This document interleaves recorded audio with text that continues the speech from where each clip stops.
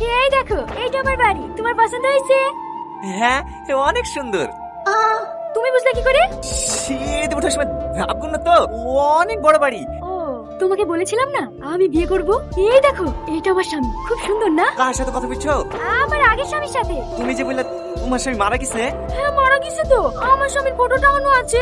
আমি সারাদিন যা যা করি সব আমার স্বামীকে এসে বলি। জানো, আমার এত ইচ্ছে ছিল না বিয়ে করার, শুধু তোমার জন্য করলাম। দেখো দেখো, আমাদের দুজনকে খুব ভালো মানিয়েছে, তাই না? চলো, তুমি একটু এখানে বসো, আমি কাপড়টা চেঞ্জ করে আসছি। এটা আমি কি দেখলাম?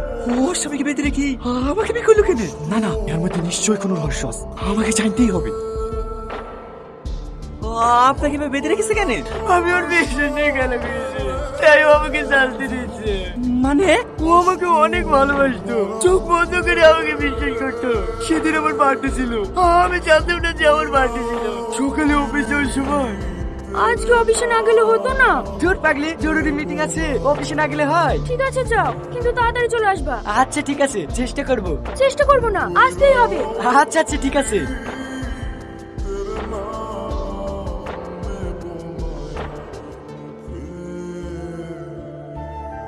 হ্যালো সেলিম। হ্যাঁ ম্যাম বলেন। তোমার স্যার কোথায় আছে বলতে পারবা? স্যার তো অফিস থেকে সে 5টার সময় বেরিয়ে গেছে, কেন বাড়ি যায়নি? ম্যাম, রাত 10টা বেজে গেছে, আর কতক্ষণ বসে থাকবো? আমি বাড়ি চলে গেলাম। ঠিক আছে, যা। হ্যাঁ বল। স্যারের গাড়ি তো সাথী দিতে বাড়ির সামনে আছে। কি? সাথীর বাড়ির সামনে? হ্যাঁ, আমি ওইখানে দাঁড়িয়ে আছি। আপনি আসবেন? হ্যাঁ, আসছি। তোমার কাছে না আসলে না মনটা। বাহ, এইটা তোমার কাছ থেকে আশা করিনি।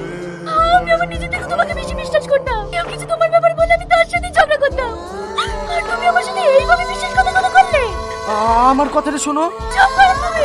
আজ তোমার বার্থডে, আমি পাগলের মতো পুরো ঘর সাথে তোমার জন্য অপেক্ষা করছি, আর তুমি এদিকে একটা মেয়ের সাথে ছি।